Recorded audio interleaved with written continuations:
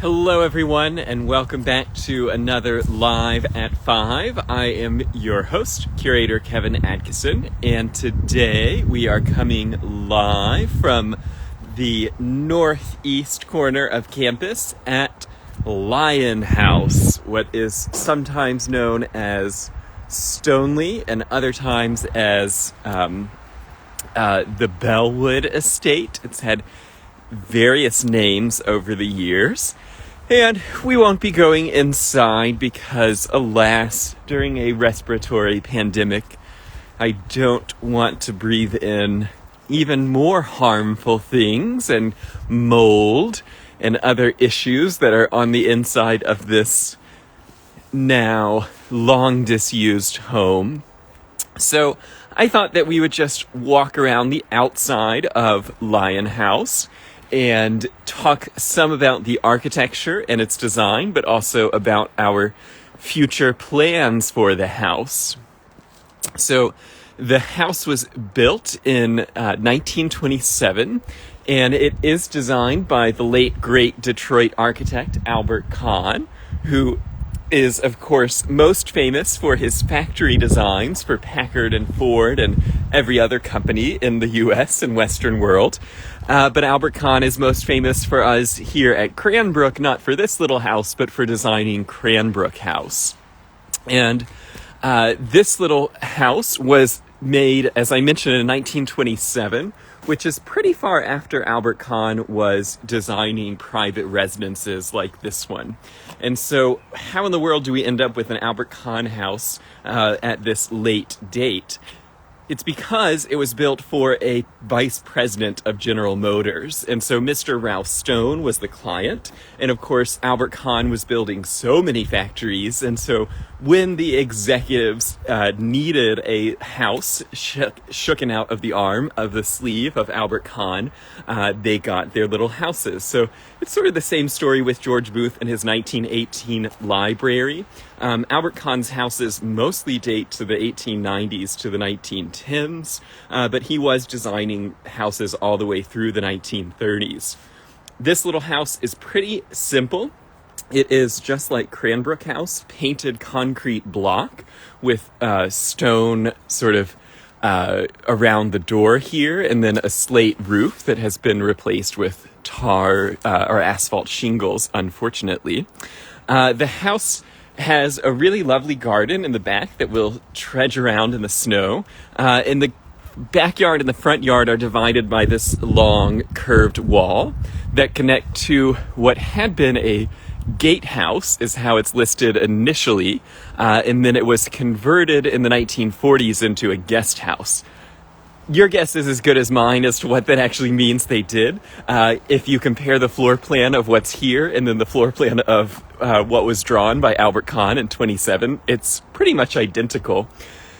This part of the house has been restored to its correct color based on paint analysis. And so this lovely sort of creamy color that really takes us to that kind of cottage Tudor-esque atmosphere is the correct color that the whole house will eventually be painted. Now, the next collections fellow for the Cranbrook Center for Collections and Research is going to live here. It's a 2-bedroom, 1-bath kitchen, and then a combined living and dining room with a fireplace. No closets, but it's a charming little place for the next fellow to live.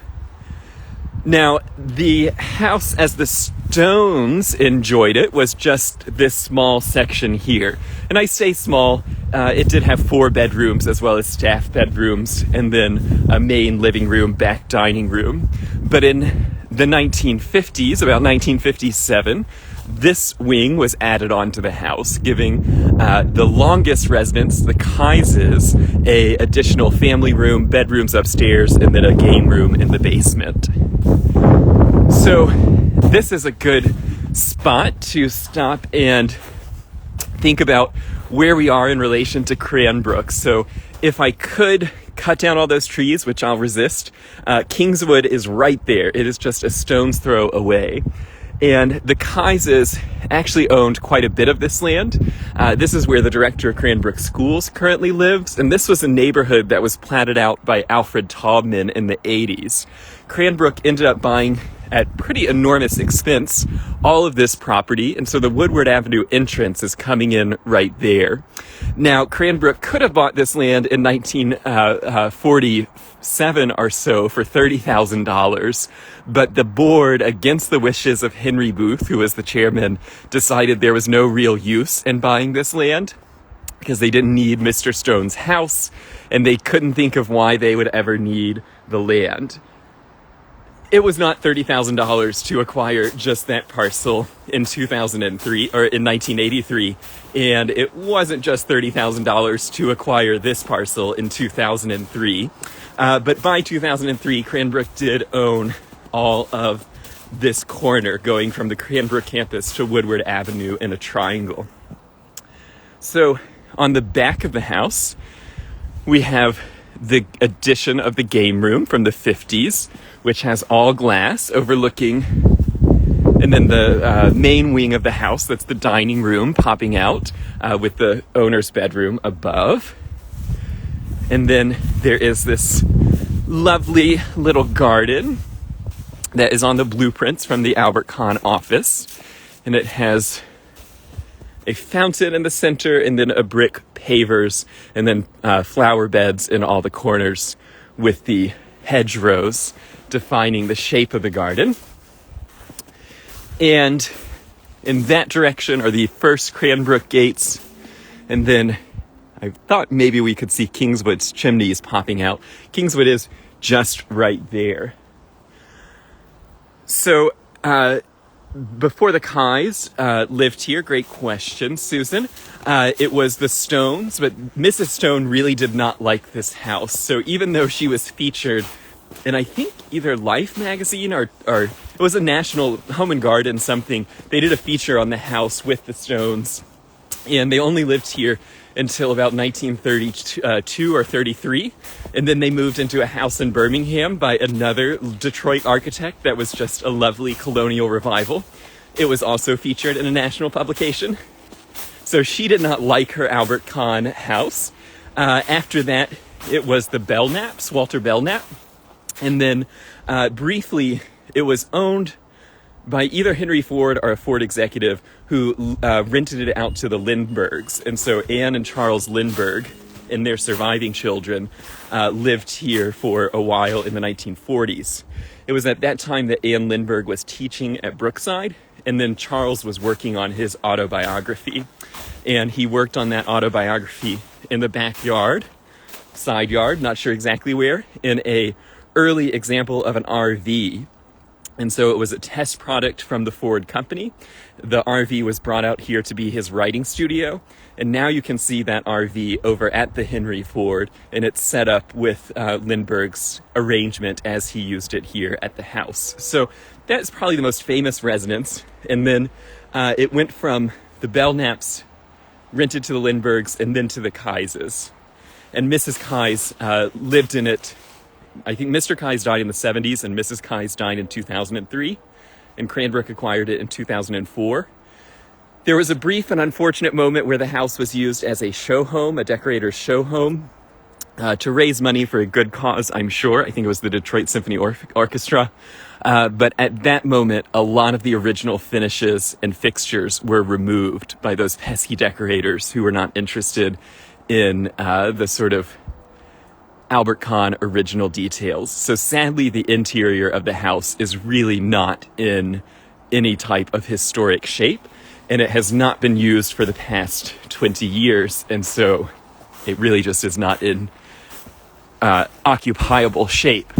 And that brings us to the present on our snowy walk around the house on this beautiful, temperate spring day. So the future of this house will be as the home of the Cranbrook Center for Collections and Research and Cranbrook Archives. And Lynette, your question is beyond my knowledge of the Lindberghs as to whether he worked at Willow Run while he was here. I'm not sure. So anyways, the house is going to become the home of Cranbrook Archives and the Cranbrook Center for Collections and Research. So the fellow moving out here is our first flag planted on this territory to become the center. And the curatorial offices, my offices, Greg's office, will be here in the main house. And then Cranbrook Archives will get a state-of-the-art, many thousands of square feet addition added on. So we'll tear down the 1950s wing and add on a 3-story storage facility along here going back towards Kingswood. We'll then connect the property for the first time to Cranbrook through footpaths, not through a road, but that will allow especially students to walk from Kingswood quite easily to the archives and the Center for Collections and Research. So right now we're in the soft phase of fundraising, and then eventually we will be looking for those other donors to help make this a reality. So if everyone could please check their couch cushions, anything will help in our goal to finally, after many decades, build Cranbrook Archives a permanent home that is actually large enough for the entire archive, so they're not spread across 5 different facilities on campus.